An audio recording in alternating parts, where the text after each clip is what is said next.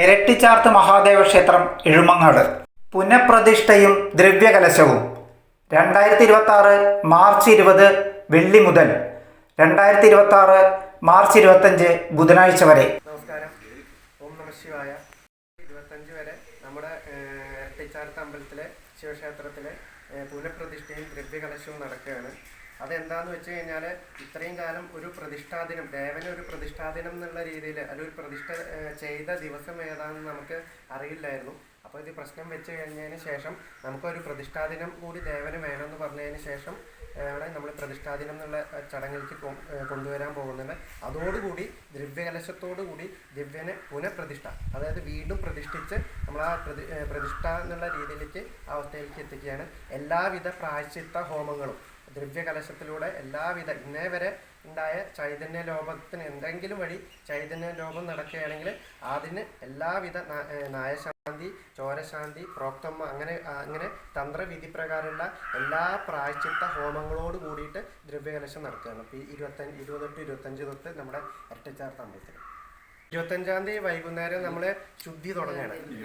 20-ാം തീയതി ശുദ്ധി എന്ന് പറഞ്ഞാൽ നമ്മളെ ശ്രീകോവിലും കാര്യങ്ങളും ശുദ്ധി കാര്യങ്ങളും ചെയ്യുക. പിറ്റേ ദിവസം ദേവനെ ശുദ്ധി ചെയ്യുക. അതായത് ദേവനെ ശതശുദ്ധി ധാര പഞ്ചകം പഞ്ചവ്യത്തോട് 25 കലശത്തോട് കൂടിയിട്ട് ഒരു ശുദ്ധി, ദേവശുദ്ധി, ചൈതന്യ ശുദ്ധി ചെയ്ത് അവിടെ പ്രോക്തഹോമം, അതായത് 21, 22, 23, 24 ദിവസങ്ങളിൽ അതിൻ്റെ പ്രായശ്ചിത്ത പ്രോക്തോമം, ചോരശാന്തി ഹോമം, നായശ്ചിത്ത പ്രായശ്ചാന്തി ഹോമം, അതേപോലെ തത്വകലശ ഹോമം, അങ്ങനെ എല്ലാവിധ കലശങ്ങളും പൂജിച്ച് അതിൽ വേണ്ട ദ്രവ്യങ്ങൾ നിറച്ച് ശിവൻ്റെ ഏതൊക്കെ ദ്രവ്യങ്ങളാണോ ഉണ്ടെച്ചാൽ അതൊക്കെ നിറച്ച് ആ സംവാദം അതിൽ സ്പർശിച്ചതിന് ശേഷം അവിടെ അഭിഷേകം, ദേവന് അഭിഷേകം ചെയ്യാണ്.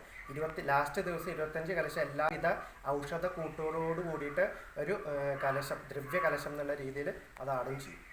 മാർച്ച് 20 മുതൽ എന്നുള്ളതായിട്ട് നമ്മുടെ ക്ഷേത്രത്തിലെ പുനഃപ്രതിഷ്ഠ ദ്രവ്യകലശം നടക്കാൻ പോവുകയാണ്. അതിന് മുന്നോടിയായി ക്ഷേത്രത്തിൻ്റേതായിട്ടുള്ള കേടുപാടുകളെല്ലാം നമ്മൾ തീർത്തുകൊണ്ടിരിക്കുകയാണ്.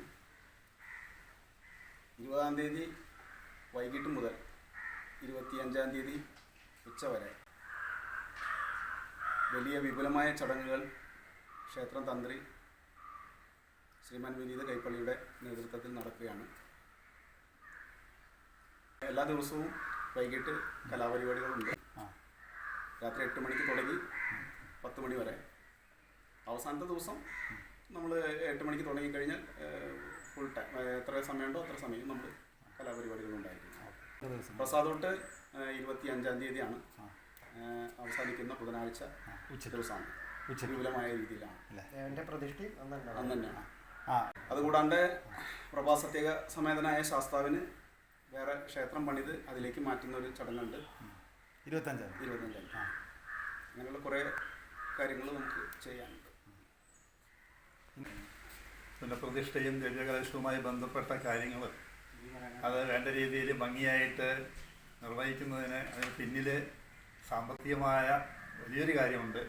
ഏതാണ്ട് ഇതിൻ്റെ മുന്നേയുള്ള നിർമ്മാണ പ്രവർത്തനങ്ങളും ഈ പുനഃപ്രതിഷ്ഠയും ദ്രവ്യകലശവുമായി ബന്ധപ്പെട്ട കാര്യങ്ങളിലെല്ലാമായി ചിലവ് ഏതാണ്ട് നിങ്ങൾ ഒരു 15 ലക്ഷത്തോളമാണ് നമ്മൾ അതിൻ്റെ ചിലവ് പ്രതീക്ഷിക്കുന്നത്. അത് എല്ലാ ഭക്തജനങ്ങളിൽ നിന്നും ഉദാരമായി ലഭിക്കുമെന്നൊരു പ്രതീക്ഷ ഞങ്ങൾക്കുണ്ട്. അതുമായിട്ട് ഞങ്ങൾ മുന്നോട്ട് പോവുകയാണ്. എന്തായാലും തീർച്ചയായിട്ടും 20-ാം തീയതി മുതൽ 25-ാം തീയതി വരെ നമ്മുടെ പുനഃപ്രതിഷ്ഠയും ദ്രവ്യകലശവും വളരെ ഭംഗിയായിട്ട് നടത്തണം എന്നുള്ള ഉറച്ച മനസ്സുമായിട്ടാണ് ഞങ്ങൾ മുന്നോട്ട് പോകുന്നത്.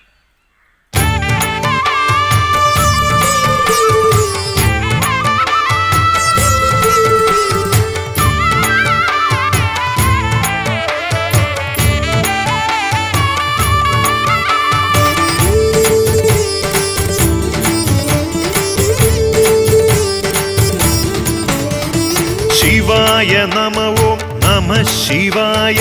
ശിവ ശംഭോ ശംഭോ.